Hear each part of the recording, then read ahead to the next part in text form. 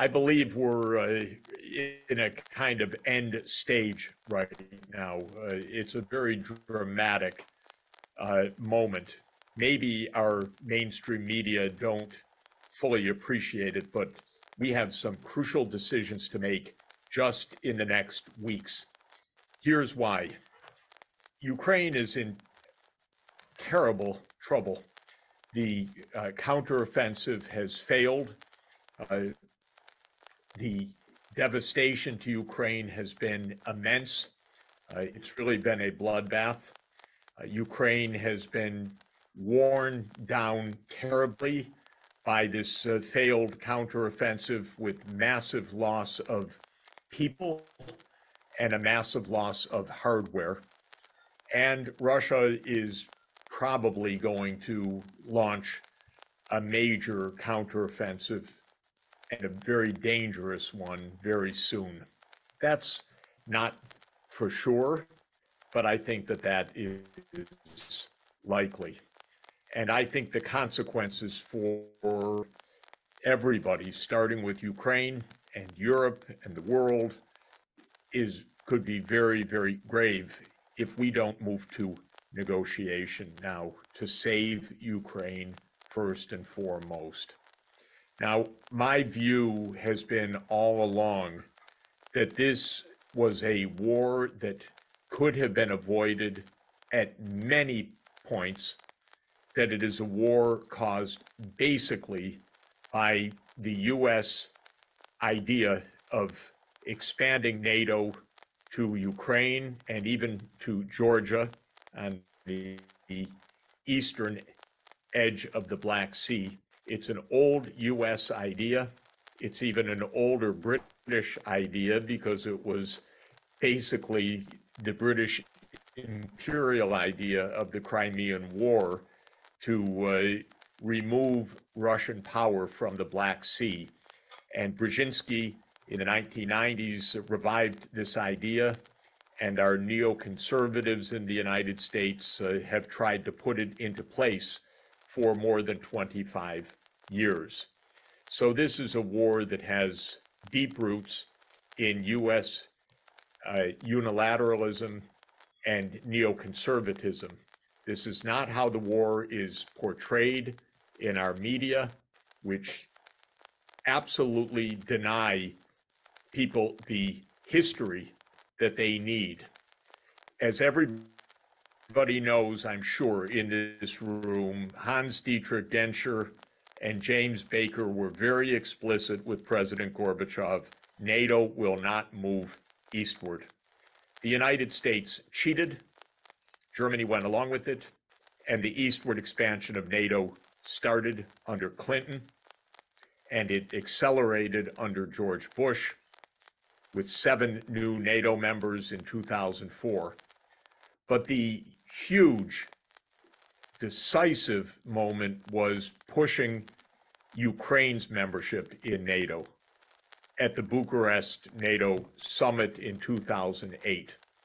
And we know that Chancellor Merkel was very much against this, as were most of the European leaders.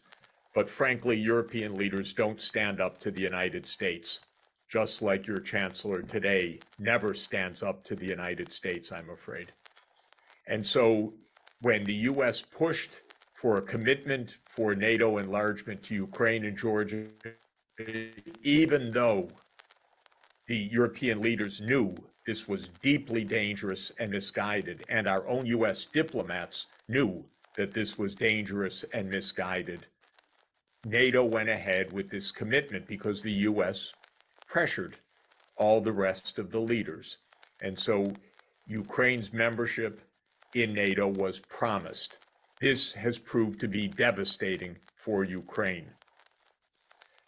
When Yanukovych became president in 2010, he wisely called for neutrality. And neutrality was passed by the Rada, and it became the state law. Then, of course, as you know, the neocons in the United States aimed to overthrow Yanukovych. And however you depict the Maidan Revolution of Dignity. It was a U.S. regime change operation to a significant extent. This is obvious for anybody that cares to look. Again, our media deny the obvious. It happens that Russia intercepted a call of Victoria Nuland that explains it all, because 3 weeks before the violent coup that overthrew Yanukovych, Victoria Nuland was already choosing the new government of Ukraine. So as soon as Yanukovych was overthrown, President Putin retook Crimea so that Sevastopol, the naval base of Russia since 1783, would not fall into NATO hands. And to break away regions of Ukraine, rejected the coup-led government, which was a Russophobic Western Ukrainian government, hostile to Russian ethnic Ukrainians. And these two provinces broke away, Donetsk and Lugansk, and violence broke out. The war started in 2014. And of course, the Minsk agreements were negotiated to stop the war. And Germany and France were the guarantors of the Minsk agreement. But as even Chancellor Merkel told us in interviews last year, nobody took the Minsk agreement seriously in the West. Russia took it seriously, but neither Ukraine, nor Germany, nor the United States, nor France took it seriously. And so the autonomy that was promised for the Donbass was not followed through by the Ukrainian governments. Instead, the United States started to arm a massive army, beginning really with the arms buildup in 2018 and 2019. And this army threatened, as your generals have made clear, to storm the Donbass in 2021 and early 2022. This is the truth. This is not Putin propaganda or Putin apology. This is the US neoconservatives pushing NATO against Russia's red lines and knowing that war would come from this.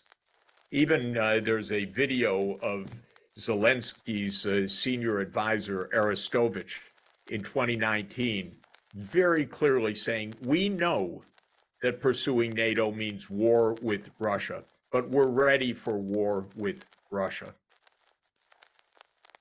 So we knowingly provoked this war because of this desire to end Russia's great power status by surrounding Russia in the Black Sea region. And the plan all along was that Ukraine, Romania, Bulgaria, Turkey, and Georgia would completely surround Russia and the Black Sea. And this would, in the theory of Brzezinski and going back to the 19th century, make it impossible for Russia to project its power in the Mediterranean and the Middle East.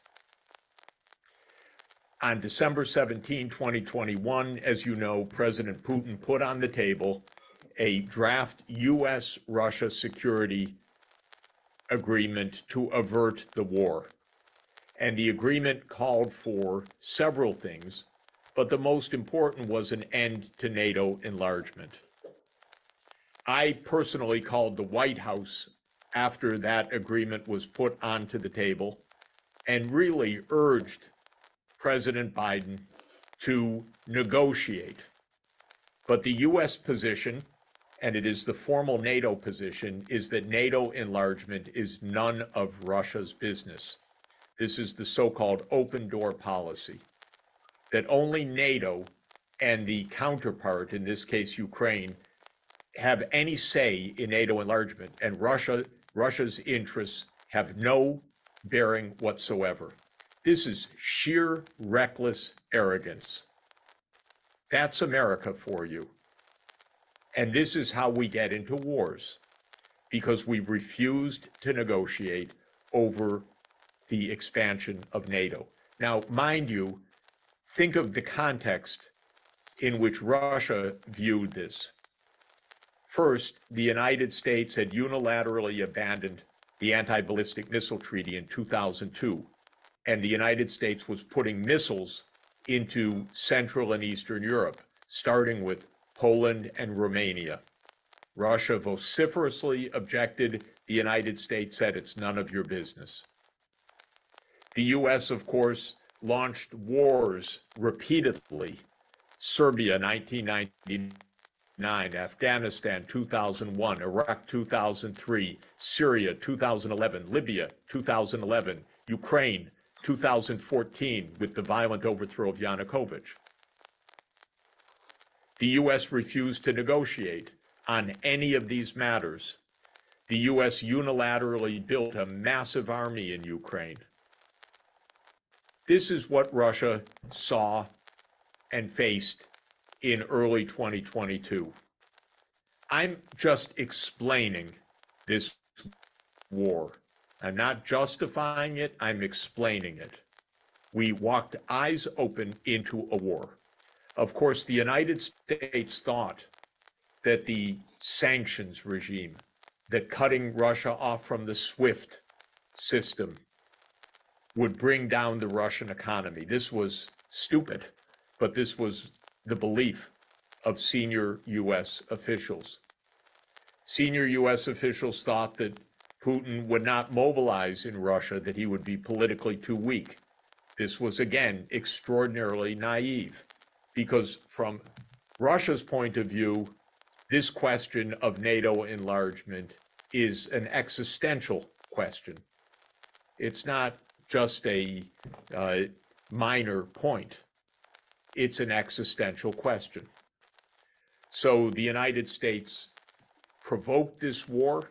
Putin launched the special military operation.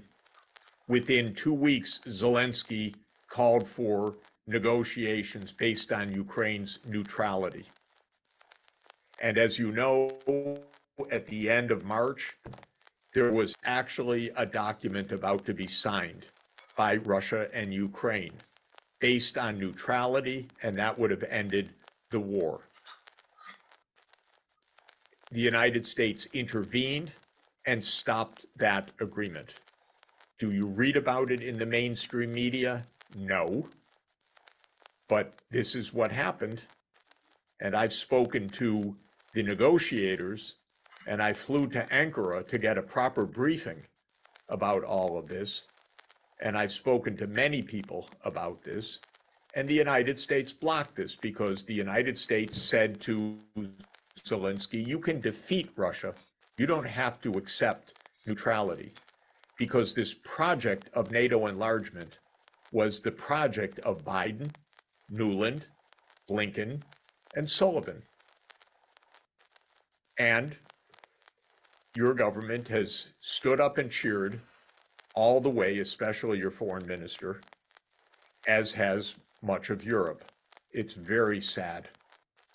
Now, what was clear from the beginning is that the sanctions would not crush the Russian economy or prevent Russia from prosecuting this war. It was also clear from the beginning that the so-called wonder weapons of NATO would not be sufficient if Russia chose to fight a war of attrition, because Russia is much larger than Ukraine, because Russia's military-industrial complex is even proportionately larger than Ukraine's. And because for Russia, this was not a small issue where Putin was just going to go away. This was an existential issue. And so again, our generals so frequently do exactly what they've done in Ukraine. All my life, US generals have said victory is just around the corner. They said it in Vietnam. They said it in Iraq. They said it in Libya. They said it in Syria. They said it in Afghanistan. And they said it in Ukraine. Don't worry, everything's under control. But clearly, where we are today, nothing is under control. Ukraine has suffered grievously on the battlefield and in the destruction of infrastructure and in the flight of 10 million people or more, and in the annexation of vast territory with many millions more, and with so many dead and wounded each day and week. And the United States just keeps saying, keep fighting, keep fighting, keep fighting. And you know, our senators have the audacity to say, we're getting our money's worth because no Americans are dying, we're weakening Russia, and we're showing China that we're strong. This is actually what grown-ups in the United States say. It's hideous. How can a senator say such a thing? So profoundly immoral and so profoundly stupid, by the way. Russia's not being weakened by this. Russian military is being strengthened by this. We're not showing China how tough we are. We're depleting our arsenals and showing that Russia can take on the NATO military armaments and hold them at bay. And what does fighting in Ukraine with hundreds of thousands of Ukrainians conceivably have to do with showing China that we're tough? The very idea is appalling. But actually, I'm quoting the senior members of the U.S. Foreign Relations Committee of the U.S. Senate. This is the line that actually the politicians in Washington use, that this is about China. And in the meantime, Ukraine is in desperate shape. Now, let me say that the situation is even more adverse because the awfulness of this is dawning on more and more people. In the elections yesterday, or today, I guess, yesterday or today, because it's time zone difference, in Slovakia, yesterday's election, sorry, a government was just brought to power that ran the campaign on the basis of stopping all support for Ukraine. Poland has announced it's stopping all support for Ukraine.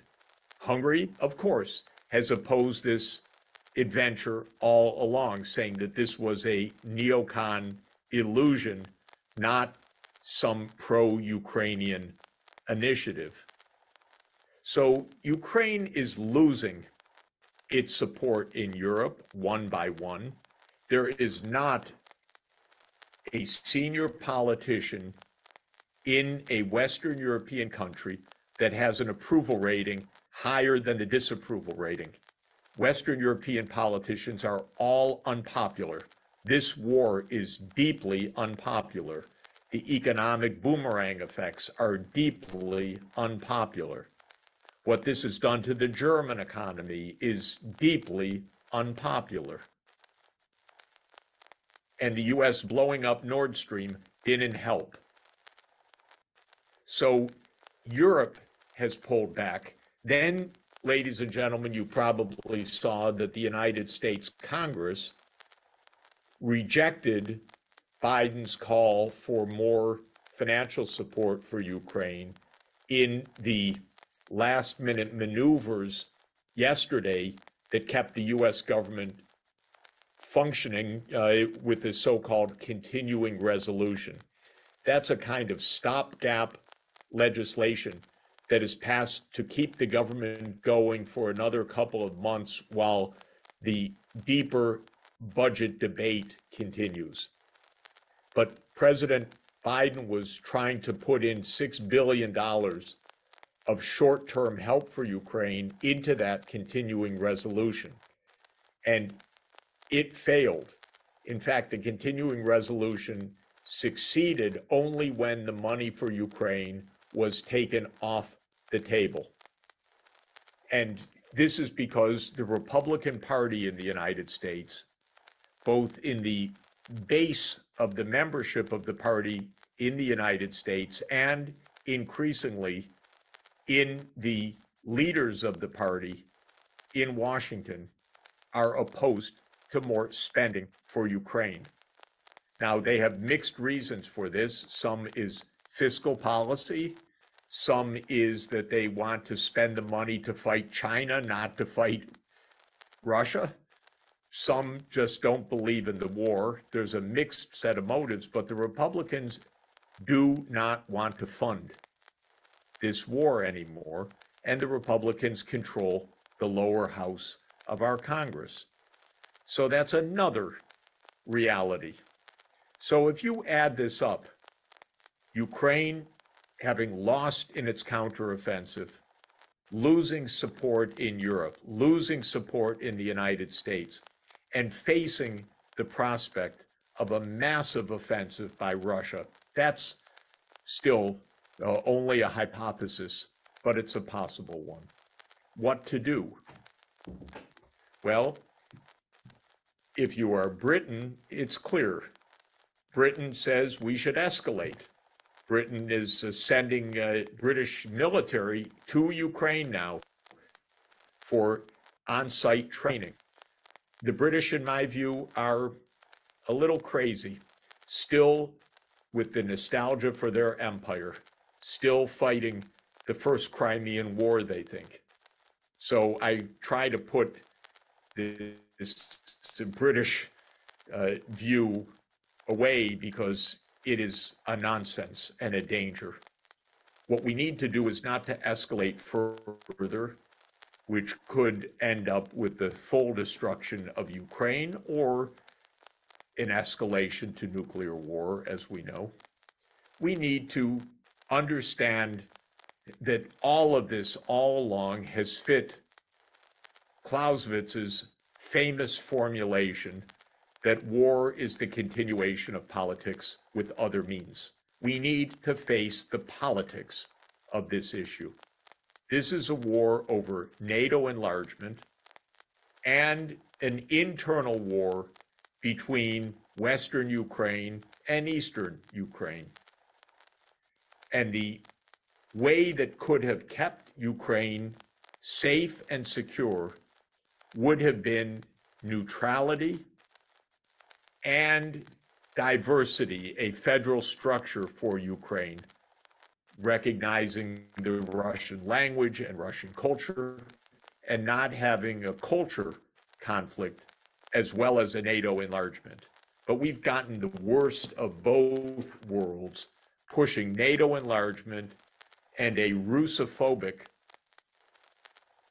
Western Ukrainian regime absolutely spewing hate, maybe understandable, but hate against Russia that is totally destructive of peace prospects. So we need to come back to the politics. And in my mind, the politics are roughly the following. I think that there are at least 4 components to a peace agreement. The first and fundamental one is stop NATO enlargement eastward. Stop already. This is so dangerous and provocative. And it's, since Ukraine's not going to join NATO, to keep promising that it will, when the war is over, means perpetual war or outright defeat of Ukraine. So stop NATO enlargement. Stop this absurdity of this so-called open door policy.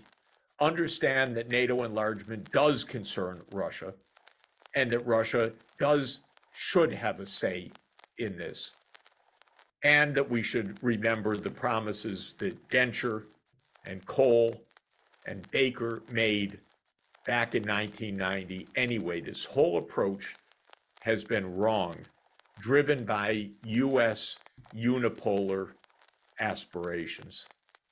So the first point is stop the NATO enlargement as part of a peace agreement. The second is very difficult now, what to do about the territories. You know, in 2014, Russia wasn't claiming any territories. Then Yanukovych was overthrown, and Russia, it just claimed the Minsk II agreement. But then the Minsk II agreement was repudiated, so Russia claimed the territory of the Donbass. We keep refusing common sense, and the situation keeps getting worse and worse. At this point, there does need to be border change negotiated. And we have to understand that sometimes borders do change. The United States forced a border change of Serbia to put Kosovo out of Serbia. That was a NATO operation, bombing Belgrade for 49 straight days in order to change the border. And the United States did the same with Sudan, siding with the insurgency of South Sudan to change the border. So we're going to have to negotiate borders to reach peace. Crimea certainly is going to remain in Russian hands. The heavy ethnic population, Russian ethnic populations of Ukraine are going to be in Russian hands in the end if we want peace. So that's a second point that I think is obvious. A third point is the United States and Russia need to get back to nuclear arms negotiations. The U.S. never should have abandoned the ABM treaty.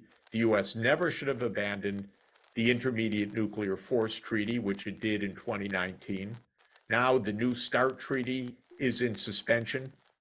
We need the nuclear negotiations to resume. And the United States has to accept that Russia is right, actually, about this danger of the placement of Aegis missiles without negotiating with Russia.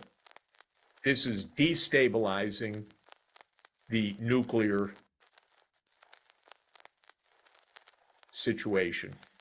So that's a third plank that is needed. And a fourth plank is to return to the concept of collective security of the OSCE. Because the OSCE is based specifically on the point that no country can choose a military alliance in a way that endangers another country. Unlike the NATO open door doctrine, so-called, that NATO doesn't have to talk to Russia, the whole OSCE is premised on collective security, that no country can take measures that jeopardize a neighboring country. And this is the right point. OSCE is truly Europe's best path for security. I should mention, by the way, that while I was against NATO enlargement all along, I would be very clear, NATO will not retreat from where it is, but it will stop expanding. NATO should not, in these negotiations, leave the Baltic states or leave Romania or Bulgaria or others. No, it can't do that. But it can accept that it will stop the Eastern enlargement. Finally, let me say that while it seems impossible today, I firmly believe that normal relations with Russia should be established between Germany and Russia, and in fact between the European Union and Russia. And by normal relations, I mean trade and finance and tourism and culture. this idea that we are siding to never again speak with Russia or listen to Rachmaninoff or play a Tchaikovsky ballet or have a Russian soprano sing in our opera houses is reprehensible, in my view. What are we doing? We made a terrible political mistake to go deeper and deeper into conflict with Russia rather than operating with respect and actually with consistency. We crossed Russia's red lines knowingly and repeatedly. We overthrew a government in Ukraine. We don't admit any of this, by the way, in the mainstream media. I'm attacked every day for simply repeating the historical truths. So be it. I don't care. These are the truths. And this is the way to peace. We need to understand this is politics, and we need to return to politics. This issue will not be solved. Ukraine will not be saved on the battlefield. Thank you very much. The United States basically, at every step, kept saying to the Russian leadership, you don't count for anything. We don't have to listen to you about anything. And eventually, all of the goodwill dissipated. Basically, this is a war of NATO enlargement because Ukraine is the borderland. It's the word Ukraine. It means the border. It's the borderland between East and West in countless ways. It's the border between Catholic and Protestant on the one side versus Orthodox on the other side. It's the border between the Russian Empire and the Austrian and Polish, Lithuanian, and German states on the other side. It's always been the divide. The Dnieper River is the divide, basically. And so this is a difficult place that needs to be handled with care. But the United States took the view that Ukraine is a prize for the West. And even though Ukraine itself was deeply divided ethnically, linguistically, religiously, historically, in public opinion, the United States kept wanting it all. So it kept pushing for Western control over NATO and saying that any Russian concern, whether it's economic links, military links, family links, linguistic links, ethnic links, those don't count for anything. Those are just the old bad Russian Empire. And the US blew off any Russian concerns about Ukraine, even though the United States is how many thousand miles away, and Russia, on the other hand, is the border of 2,000 kilometers. The US is extremely arrogant as well as ignorant about all of this. So basically, from the mid-1990s onward, the US plan was Ukraine is ours. And the real meaning of that was NATO, but together with the European Union membership. And those are seen as a package more and more because NATO and the European Union are almost the same thing in the strategist mentality. If they were really separate, the world would be different, but they're not. They're both headquartered in Brussels, and they're both the same package deal, basically. So the US kept intervening in Ukrainian internal affairs. It kept basically siding with Ukrainian nationalists. It kept pushing for NATO membership, and it did that in 2004, the so-called Orange Revolution. It did it then most disastrously in 2008 at the Bucharest NATO summit, where Bush pushed for NATO enlargement to Ukraine, even though the Europeans told him how dangerous it is. But of course, the Europeans don't dare say in public what they say in private. So we don't have a true accounting of that, but I know it to be the case, and others know it too. And then the real fuse was lit or detonated even. The bomb was detonated with the overthrow of Yanukovych in 2014. Yanukovych, in my view, was trying a difficult balancing act, pulled on the one side by the US, pulled on the other side by Russia. He wanted neutrality. He was responding to both sides. Ukraine had big governance problems, big financial problems, and each side pulling at Ukraine. And eventually, in my interpretation, the US sided with the Russophobic Ukrainian nationalists to overthrow Yanukovych in February 2014. And I know some of the story, but we don't know the full story, because other than Victoria Nuland being caught on tape, the US keeps quiet about its covert operations. But my view is the US was deeply involved in the overthrow of Yanukovych, didn't lift a finger to help even to stabilize the situation. It just helped to install a Russophobic government. And then when violence broke out in the Donbass, and the evidence is really that was not Russian instigated, it was instigated by Ukrainian Russians, not by Russia.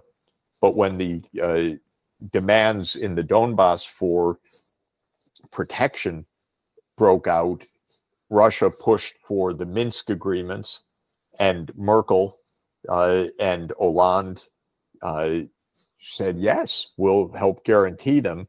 And then the United States said, don't worry about it, just forget it. And the Ukrainians also said, forget it.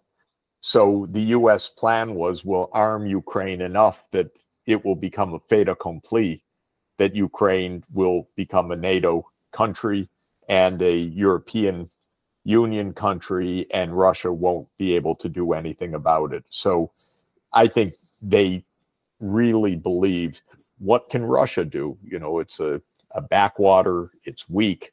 We don't believe Putin's threats.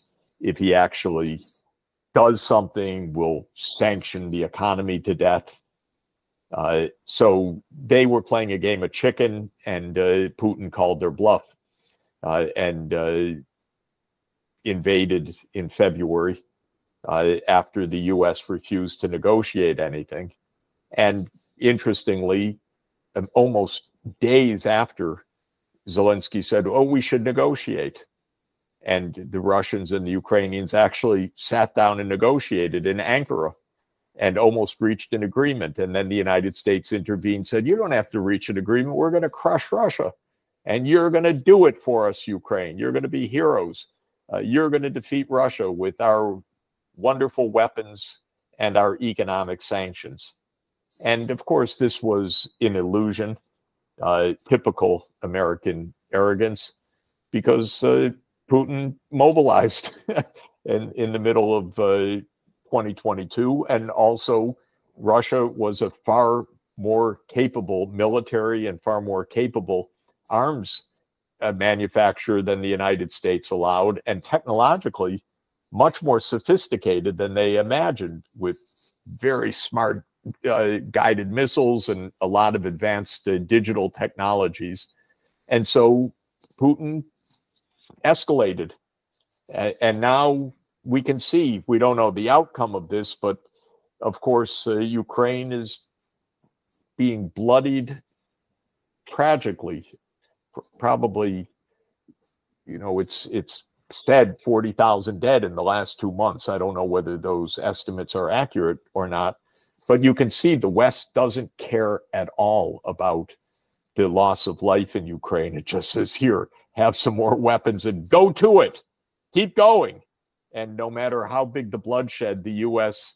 view is, well, they're the ones dying. We're not dying. It's our weapons. And we're selling a lot, and our companies like it. So this is a bluff that was called. a kind of game of chicken, and Russia showed that it could keep escalating, and the West has no plan because it thought it could get away with things. Going back to February 2014, the idea was we'll put in a new government and Ukraine will join the West. That's it. And then Putin grabbed Crimea as he had threatened to do. Oh, that's a surprise. And then the Minsk. Oh, that's a surprise. So the West keeps getting surprised. And Biden has been there all along, playing an important role in this. And I think he's just a very bad strategist. And he's put Ukraine into a terrible, terrible disaster. And my expression at the beginning of this war was that the US is going to make Ukraine into a European Afghanistan, because the US wrecked Afghanistan for 40 years, destroyed that country mercilessly, cynically, ignorantly, brutally. And they're going to do the same with Ukraine unless the Ukrainians wake up and say, God, we're being killed by this approach, which is what they should have woken up about a long time ago. And I'll tell you, by the way, the ultimate issue in Africa, although part of it is still getting, ending the French colonial era in these countries. But the real issue in these countries in the Sahel is they're the poorest place in the world, and nobody in Europe or the US gives a damn. That's the real story here. Because I've been to these countries for years and years. The impoverishment is intense. And if you go back and say to the US or Europe, this is really important that you do something about the poverty, they laugh at you. Why should we care about the Sahel? Are you kidding? This is the biggest backwater of the whole planet, they'll tell you. And then they find out situation's not too happy there. But this is really an example of the unbelievable disdain that the rich world has for the poor world. Because these wars are basically, this war in Niger is basically a war of impoverishment, because they have nothing there. And that I've seen all over the place. Yemen was another example where when I went, I was shocked at the poverty and at the threat of instability in 2009. And I went back to Washington and I was laughed at. What's the matter with you? Why do you care about such a stupid, hopeless place? Is the reception that I got. It's the same thing with Niger or Burkina Faso or Mali. So these are kind of deep, deep crises that reflect a world powers that don't give a damn. I'm talking about the Western powers. Welcome to Book Club with Jeffrey Sachs. I'm absolutely thrilled to have one of the world's leading experts on international relations and one of the most important voices in public affairs in the world today with me, Professor John Mearsheimer, also a good friend and somebody that I admire tremendously. Professor Mearsheimer has a very important new book, co-authored with Sebastian Rosado, who is a professor at University of Notre Dame, and Professor Mearsheimer is the R. Wendell Harrison Distinguished Professor at the University of Chicago. I'm sure that most or all of you have been listening to John Mearsheimer discuss the events around the war in Ukraine and now wars in the Middle East and so many other issues, because he's been the go-to person for so much of the world in trying to make sense of the multiple crises that we're in and the spread of violence. One of John's truly justifiably famous books is The Tragedy of Great Power Politics, which was written at the start of the new century. And in that book, he said that it seems a little quiet now, but don't worry, or worry maybe I should say, great power politics will return. And the book's title that I'm going to discuss with you, John, also is about the tragedy of great power politics, and we seem to have a lot of tragedy to go around right now. But the new book that you've written is, of course, completely relevant for our current struggles and trials and tribulations globally. It's about how states think. And the gist of the book is about whether state decision-making is rational or irrational and what difference it makes. You started writing this during COVID, during the lockdown, so this is a book that you and Sebastian Rosado wrote, as I understand it, largely on Zoom together during the first couple of years of the pandemic, but it became absolutely pressingly relevant in trying to understand the Ukraine war. So maybe if we could start, you could explain the motivation for this book. You're known as our nation's leading realist thinker in international relations, so it would be good to help listeners understand how you fit into the story and your views about this. But what's the motivation of writing a book called How States Think? Well, there is a widespread perception in the academic world and in the policy world that states, in terms of their foreign policy behavior, are irrational or non-rational. And our view was that if that is the case, most of our theories in international relations about how the world works are largely irrelevant, because all of those theories are based on the rational actor assumption. Then we also said to ourselves that if you're a policymaker and you think that states are irrational, how can you possibly formulate some sort of coherent policy? Because you have no idea what other states are going to do, because they're basically irrational. They're wild and crazy. And our intuition, in fact, our theories about how the world works, say that states are rational. So what we decided to do was try to figure out whether states are routinely rational or routinely non-rational. And to do that, you have to have a definition of what rationality is, because that has to be the baseline that you then employ to look at past state behavior and determine whether or not states have been rational or not.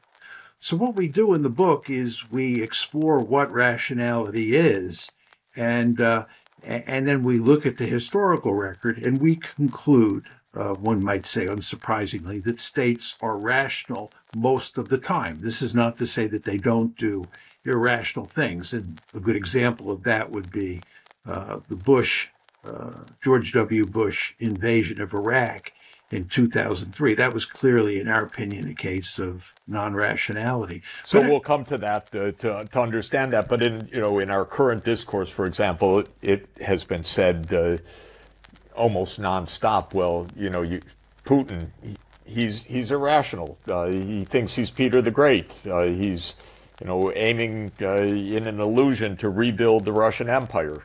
And your argument is, no, this is not a serious way to think about Russia's decision-making or President Putin's role in Russia's decision-making. And if we think that way, we're ourselves going to be led down a very dangerous and inaccurate path in how we deal with the global challenges.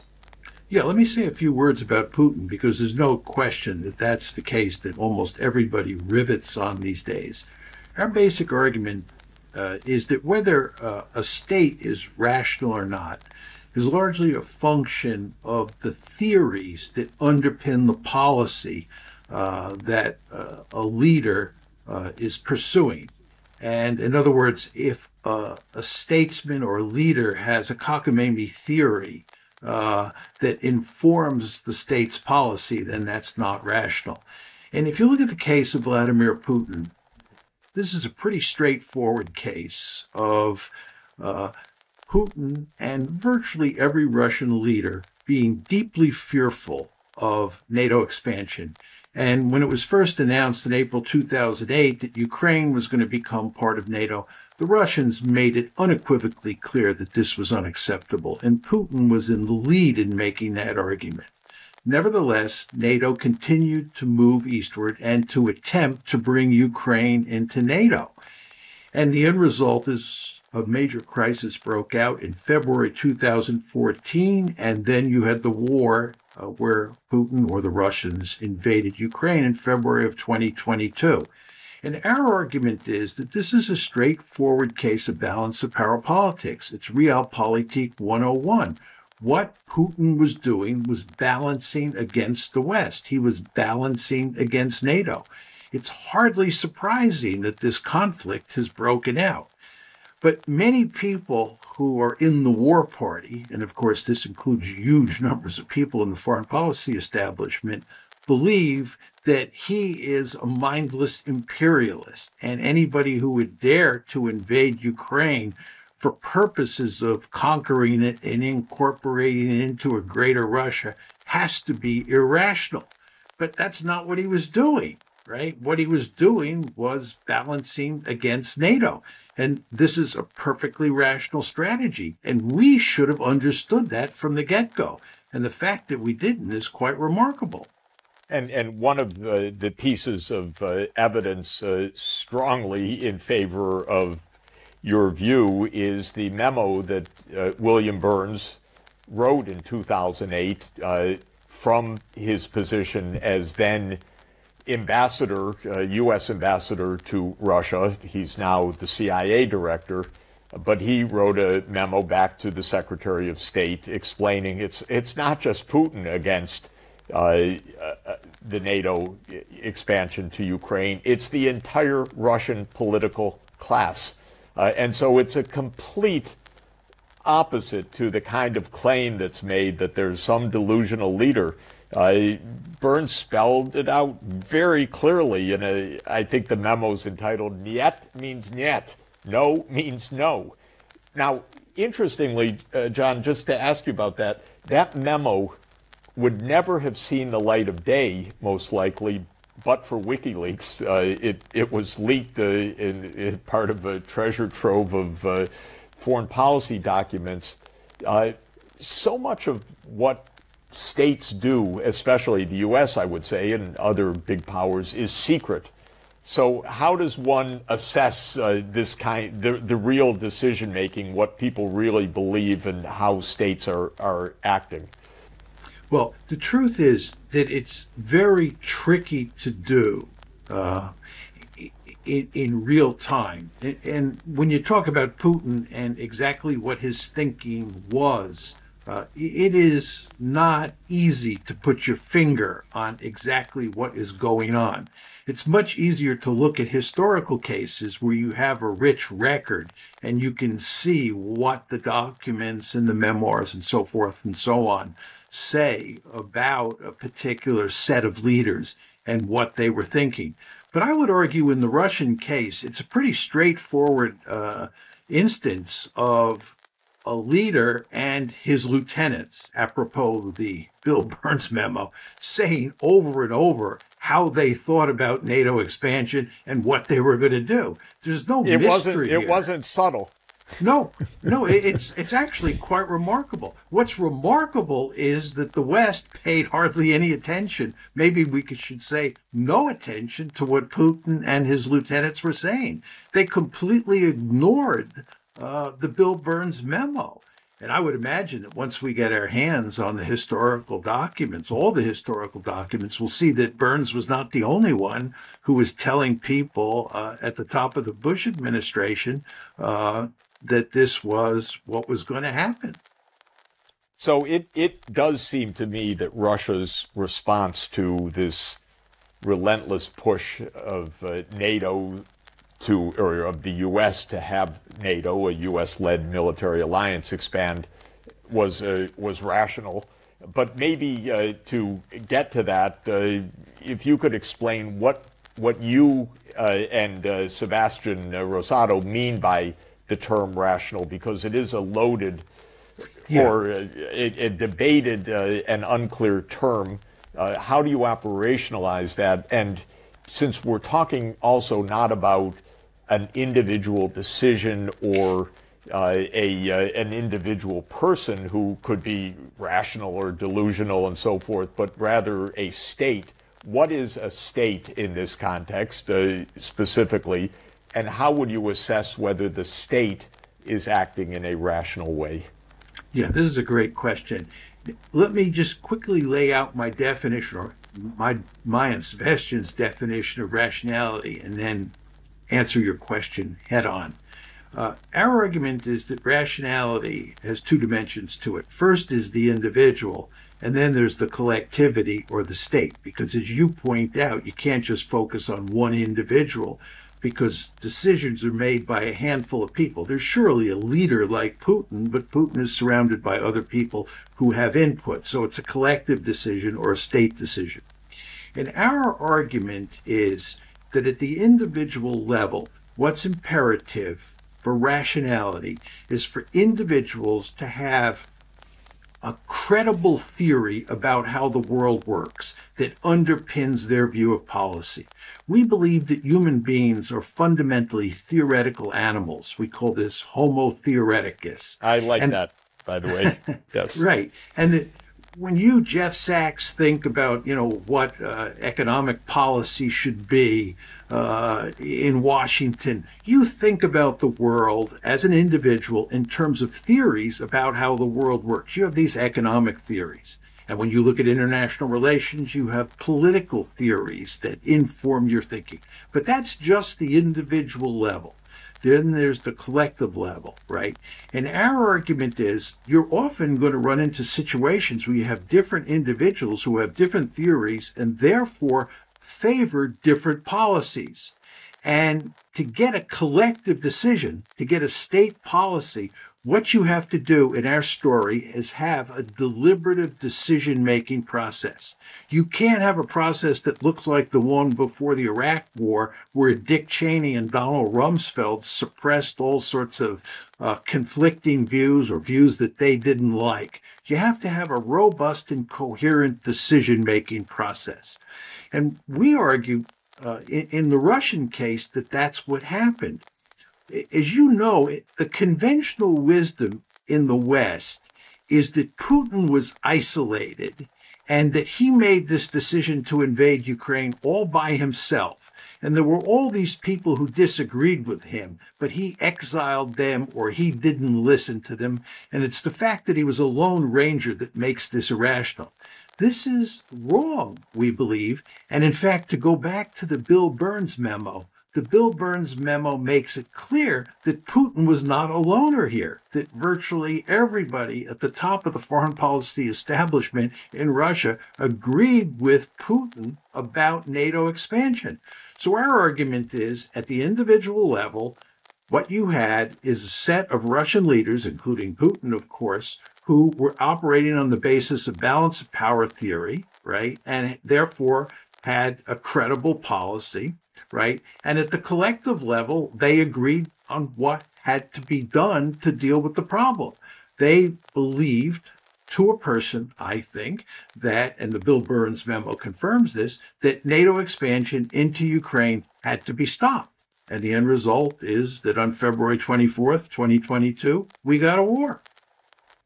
And, I think one of the telling documents, again, that really supports your view is the readout or even it's almost verbatim minutes of the Russian Security Council meeting, I think it's February 21st, 2022.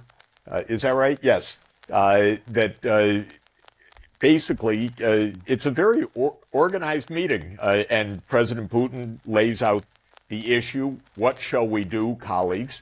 And then he calls on Lavrov, the foreign minister, and then he calls on other experts. Then he calls on people from the regions.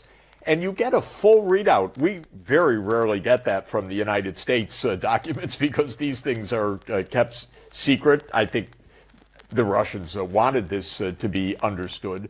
But it's actually a very orderly deliberation, and it obviously reflects a lot of orderly processes that repeated it. It's not one person. It's not President Putin pounding the table and say, we must do this. Quite the contrary. Lavrov explains, we made this entreaty to, this approach to the U.S., but they sent back a document on such and such date saying they would not negotiate over NATO, and then the next one gives another answer, the next one gives another answer, and then the meeting is summed up by the president. But it's a very deliberative, orderly process that no doubt you get the feel reflects a lot of orderly attention to high-stakes issues, but actually through a deliberative process.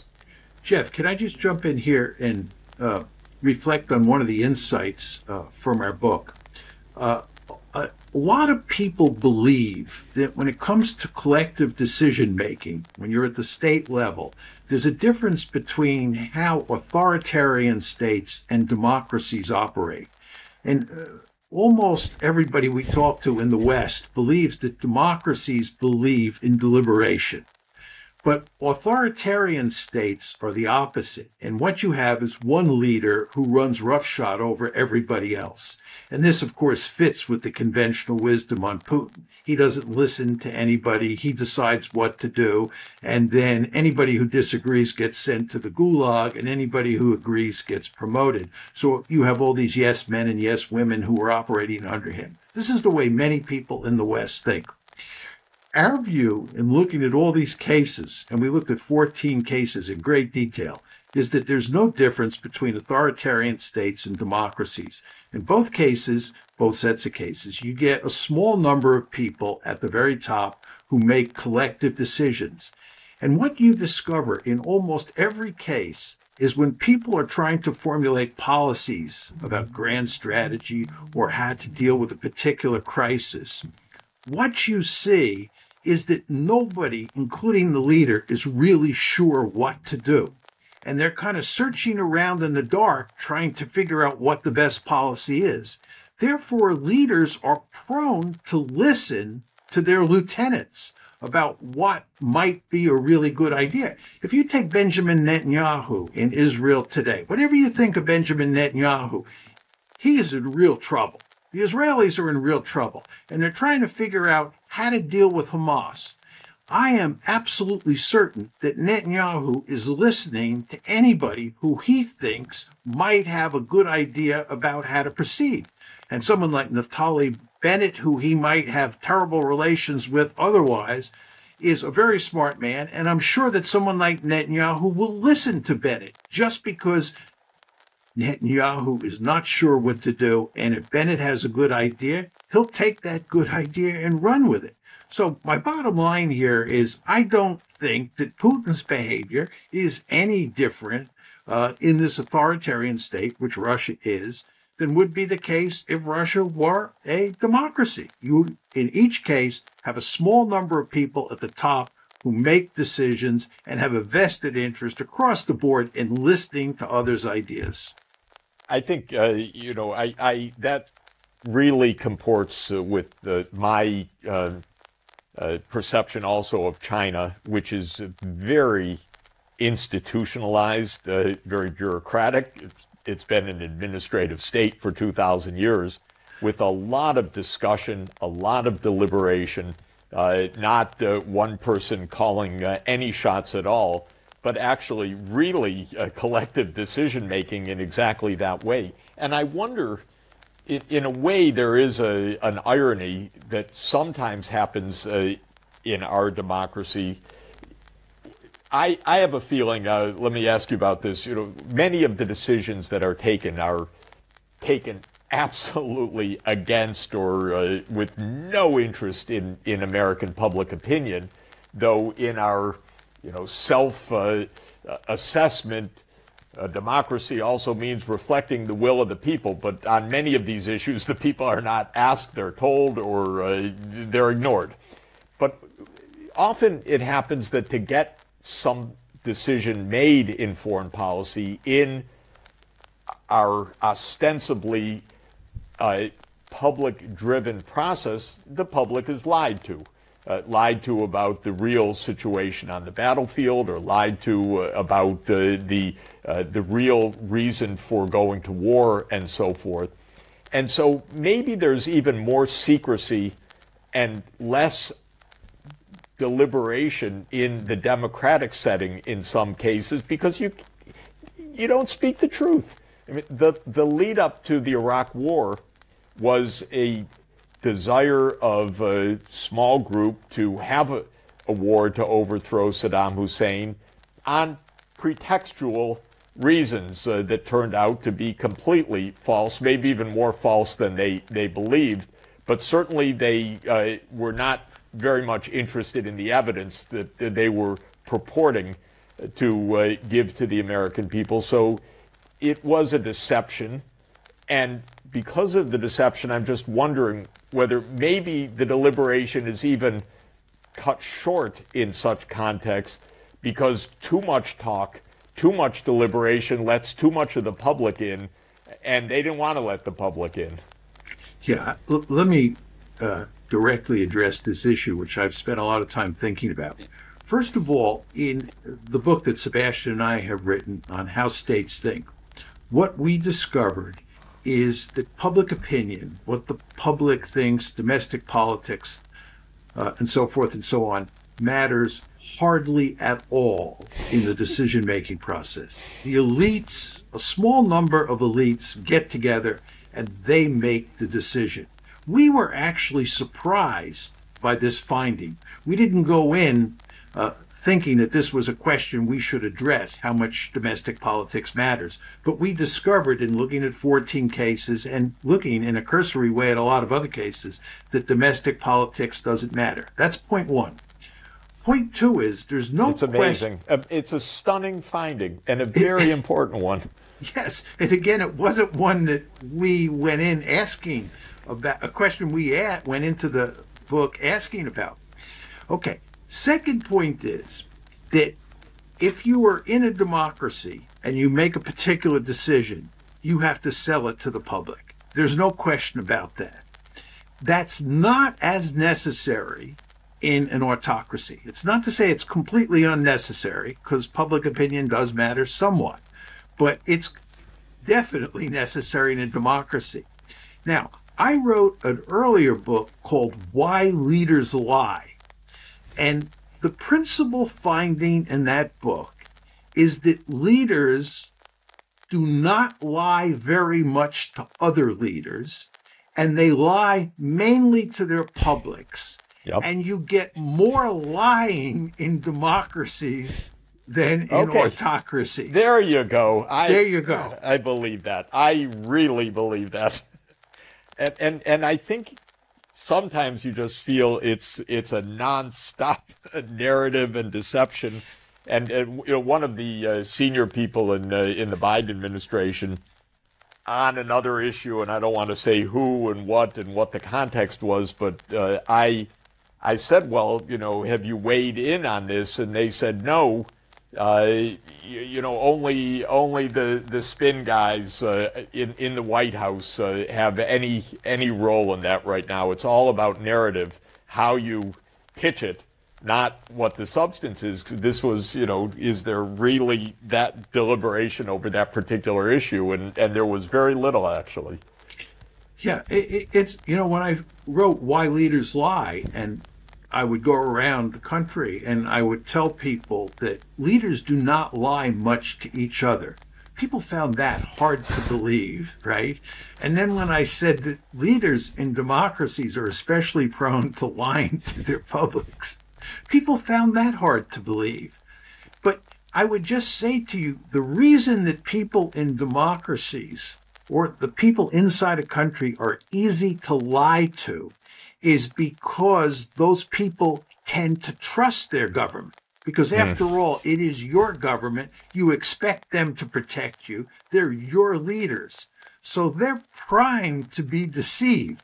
When you're dealing with foreign leaders, they don't trust each other to begin with. We don't trust Putin. Putin doesn't trust us. And this goes back to 2000 when he took power, right? It's not just now in 2023. So given that there's not much trust to begin with, you really can't get away with lying at the international level like you can at the domestic level.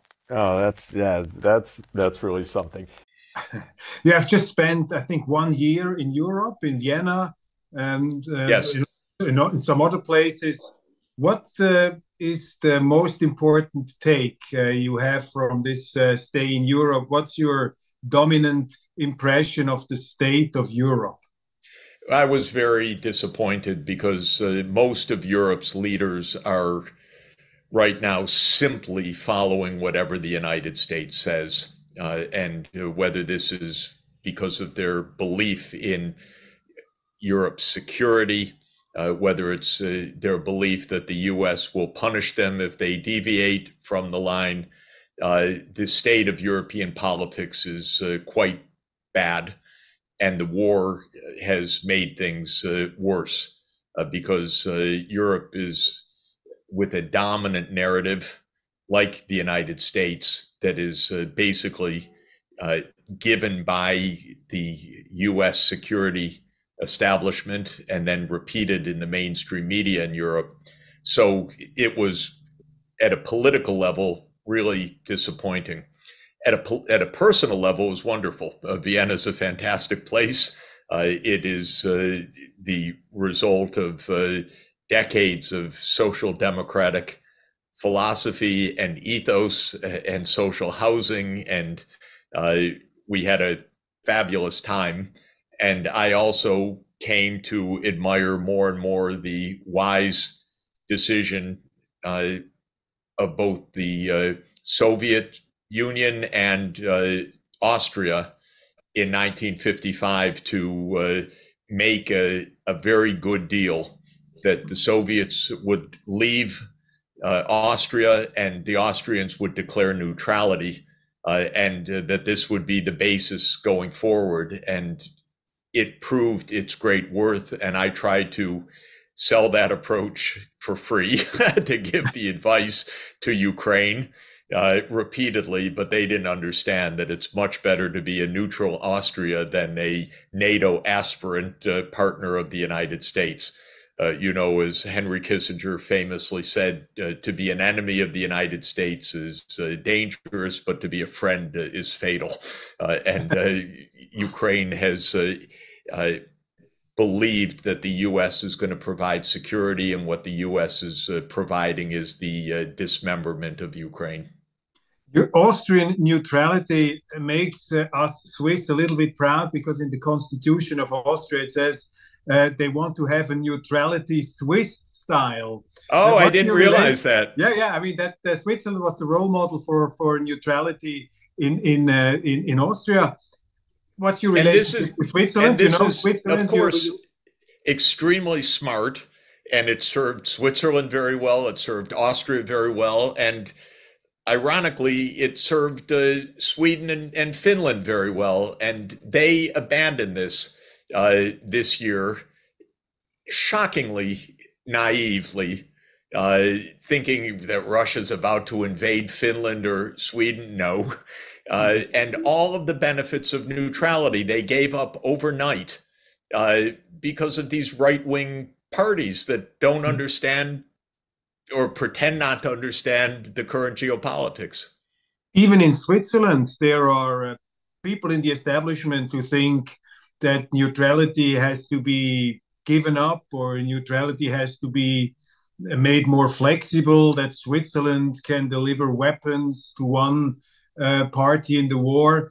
What do you say about that? I mean, what's your take on that? I mean, should Switzerland give up neutrality? Would that be a wise course? No. There's nothing more to add. Switzerland's one of the most successful countries of modern history. Why would you give up the basis of success? Ja, as Goethe said, nichts ist schwerer zu ertragen als eine Folge von guten Tagen. Good days are hard to bear, and sometimes if you're very successful, you start to forget what made you successful. Well, it's interesting. Every day I walk by Goethe in on the Ringstrasse in Vienna because he's got a big statue just near the opera house, and so I paid respect to Goethe every day. Okay. You have been commenting, of course, the war in Ukraine in the recent months extensively. How do you assess the situation at the moment? Give us a brief oversight of your perception. I think it's probably accurate or roughly accurate that about 40,000 Ukrainians have died in the last 2 months of what is a failed counteroffensive promoted by the United States. So this has been a disastrous period. Ukraine will not achieve on the battlefield its goals. This was clear from the very beginning, but the US has always said otherwise. And remember, I'm 68 years old, so I've heard the fairy tales of US generals for more than 6 decades. They always say, yes, success is just around the corner. This next offensive is going to be great. The surge is going to be decisive, and so forth. So I've heard this so many times in Vietnam, Cambodia, Laos, Nicaragua, Iraq, Syria, Libya, and heard it again in Ukraine. What's very sad is that Ukraine is being destroyed in this process because the US has wanted to push Ukraine to Nato, and Russia, for completely predictable and understandable reasons, said no.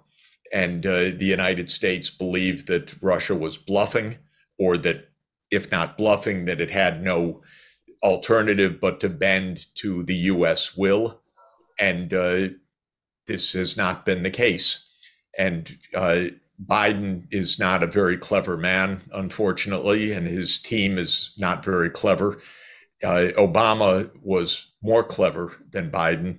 And Obama knew in 2014, though Obama helped to start this disaster when the US helped to overthrow Yanukovych, Obama knew at that time, don't go deeper into this.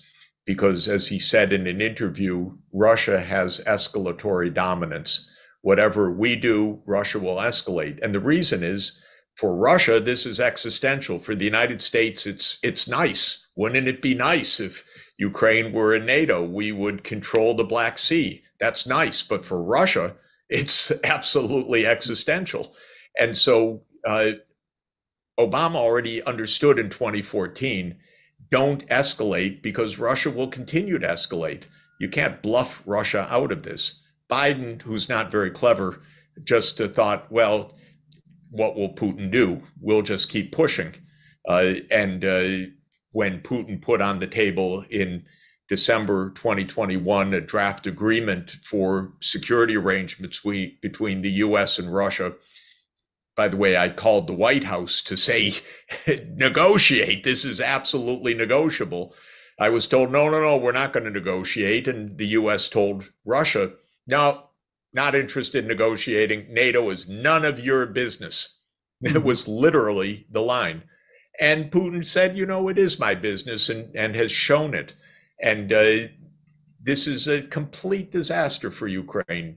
Probably the population has declined by maybe 10 million from emigres on the one hand, or the Russia-controlled territory on the other hand. And the bloodbath continues. And NATO has, I won't even say NATO, this is a small group in the US leadership. They have no answer, but they have the election coming up in November 2024. So they think they need to continue this so as not to show weakness or defeat. This is where we are right now. It's a complete tragedy for Ukraine. How will it play out? I mean, it's always hard to say, of course, to look into the future, but what is the most probable outcome you see in this war? There will be ongoing large-scale killing and destruction until honesty prevails, and honesty will mean that the U.S. will be clear that NATO enlargement to Ukraine is not going to take place and not going to happen, and it's not an objective, and then the fighting will stop. And when the fighting stops, there will be major territorial issues. One, I think, was fated from the beginning, and that is that Crimea will remain in Russian hands, as it was and has continued to be Russia's naval base in Sevastopol since 1783. It's not going to Ukraine, other than it's not going to Ukraine, period. And then the issues of the Donbass and Kherson district and Zaporizhia. This is really a mess right now, because in December 2021, we should remember Russia was making no territorial claims, even for the Donbass. What Russia was calling for was honoring the Minsk agreements. And the US stupidly and Ukraine stupidly wouldn't honor agreements that had been signed and backed unanimously by the UN Security Council. Well, Russia is now dismantling the country geographically, and with so many losses on the Russian side, the belief that, well, okay, we'll just go back to where we were is a little naive.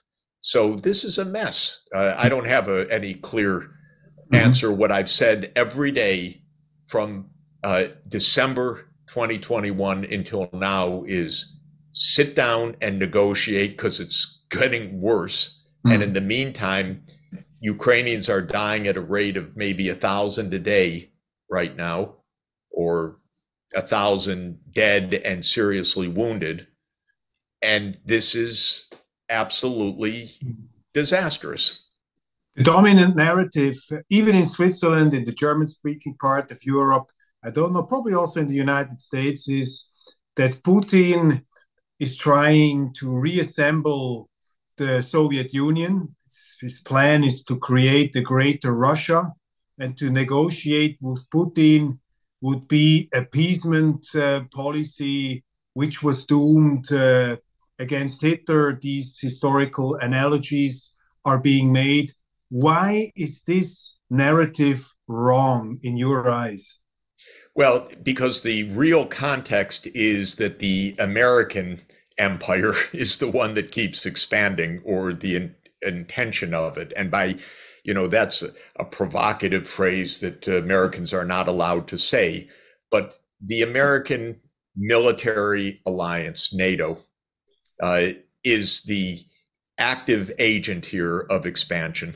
And this counters all that was said to Gorbachev in 1990.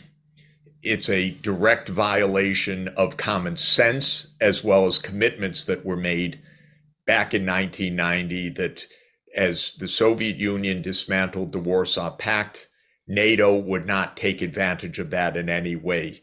And of course, the famous expression was not 1 inch eastward. And as soon as the Soviet Union ended, I was actually in the room in the Kremlin when that happened, because I was advisor to Boris Yeltsin. So this is, for me, not only history books, but being there. The United States, unbeknownst, of course, to me and to the world at the time, because everything is done secretly, said, okay, now we start expanding NATO. And from the early 1990s onward, this was set in motion. And our top diplomats warned repeatedly, don't do that. Our greatest diplomat of the age, George Kennan, after all, the author of Containment itself in 1947, said, do not expand NATO. Our Secretary of Defense at the time, William Perry, said, do not do this. Our ambassador to the Soviet Union, Jack Matlock, a wonderful diplomat, said, do not do this. This will start us down a path of new confrontation. What's interesting is that for the first few years, the first wave of expansion, Poland, Hungary, and the Czech Republic, I think Russia was very unhappy, but said, okay, that's Central Europe. But then the next swath under George W. Bush Jr. was, of course, right against the Black Sea, Bulgaria, Romania, the Baltic states, Slovakia and Slovenia, 7 in one wave. The Russians said, stop this already. And Putin went to the Munich Security Conference in 2007. People should read the speech. Of course, not only do they not read the speech, our mainstream media absolutely tried to deflect us from any history, from any memory, from any context. But Putin said, stop expanding. You promised us no expansion. Now you keep expanding. And this is extraordinarily dangerous for our national security, what you're doing.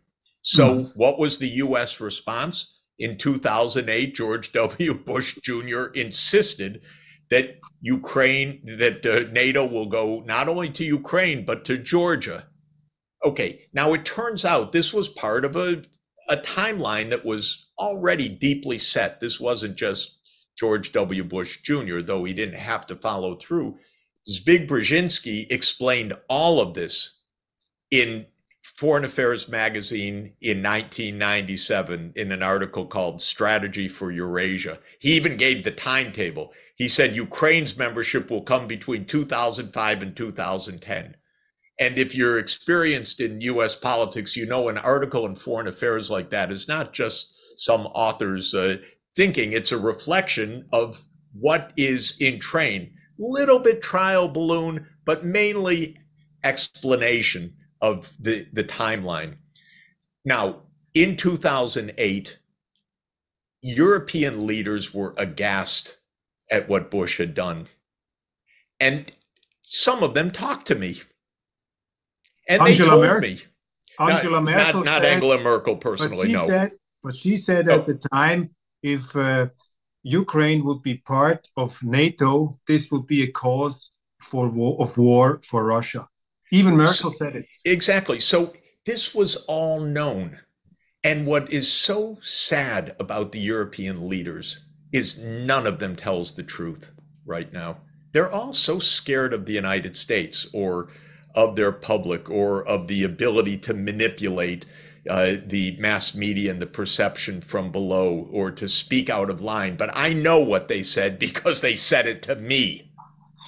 They said it to me personally. And by the way, just as recently as a few weeks ago, one of Europe's top leaders, I said to him, I won't go farther to say who, but I said, the day Biden says NATO's not enlarging, then we really can get to the end of the war. And he said to me, I agree with you completely. And then he said exactly the opposite the next day, by the way, in public. So I know it from my own view. So this story, just to finish the story, the disaster, the fuse was lit in 2008, but then the U.S. cannot stop playing games. That's the biggest problem. U.S. foreign policy is covert. It's not that you can't figure it out, but it's secret, it's deniable.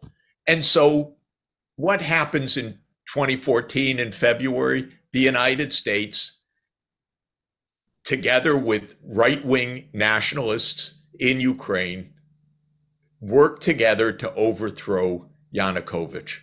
Clear as can be.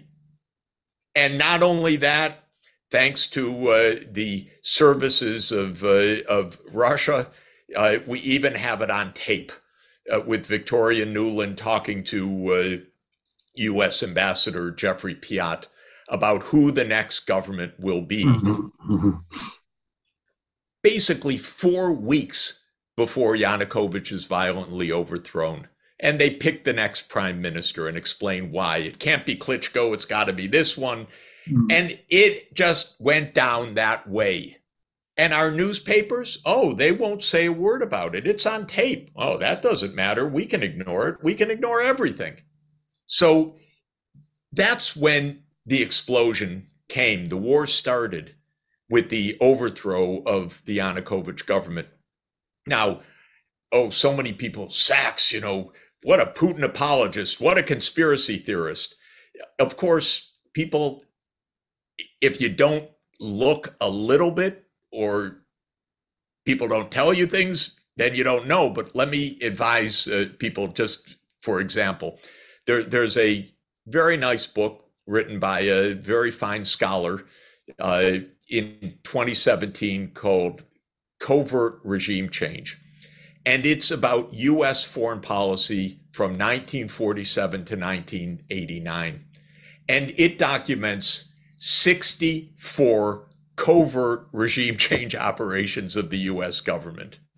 So that's the business of the US government, overthrowing other governments.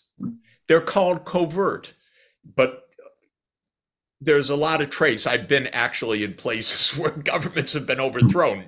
I watched, and then I see that the New York Times won't even report the story because it's a game from the US point of view. So in February 2014, the US again engaged in a regime change operation and thought we can get away with it. Now we have a pro-NATO government. We've just overthrown the neutral government. Now we have a pro-NATO government. And immediately the new government says, yeah, we want to join NATO. And immediately the arms flows start from the United States, billions of dollars of arms flows. And this continues through Trump. It continues through the uprisings in the Donbass. It continues with Russia taking back Crimea. And then in 2021, we have a new president who some of us thought would be sane and responsible. He's probably sane, but he's completely irresponsible. And 3 times in 2021, the United States government recommitted to Ukraine's membership in NATO at the highest levels in big security documents, as well as in the NATO summit in 2021. And that's when Putin put on the table at the end of 2021 a draft agreement for new security arrangements between the US and Russia. And Putin kept saying, by the way, look, you're putting Aegis missiles in Poland and Romania. They're a few minutes from Moscow. What are you putting in those missile chambers? We don't even know, because you backed out of the ABM treaty, you backed out of the INF treaty. And so Putin's got a point. And now the US wants to move up to the 2,300 kilometer border with Russia. And for those who still think that this is, anyone who reads anything knows that this is a 30 years process. This is not about Putin reconstructing the Russian empire. That's a nice little joke told by the US security state, as opposed to any of the things I've just described. But if you just go online and look at the Russian National Security Council meeting of February 21st, 2022, you get a perfectly plain explanation of what this military operation is about, because Putin goes around the room and calls on everybody and calls on Lavrov, among others, and says, Minister Lavrov, what is the situation with our proposals for security arrangements? And Lavrov says, Mr. President, we put them on the table, and the United States has given us the formal notice that it will not negotiate on these points. and that as a formal principle, the United States will not discuss NATO enlargement with Russia because it's none of our business, because that is the formal foreign policy doctrine of the United States of America. Well, I can't think of a stupider one, by the way, to say that NATO enlargement, with all that it entails, up to Russia's border is none of Russia's business, so we don't even discuss it with Russia. Well, you might think a war could break out as a result of that, and it has.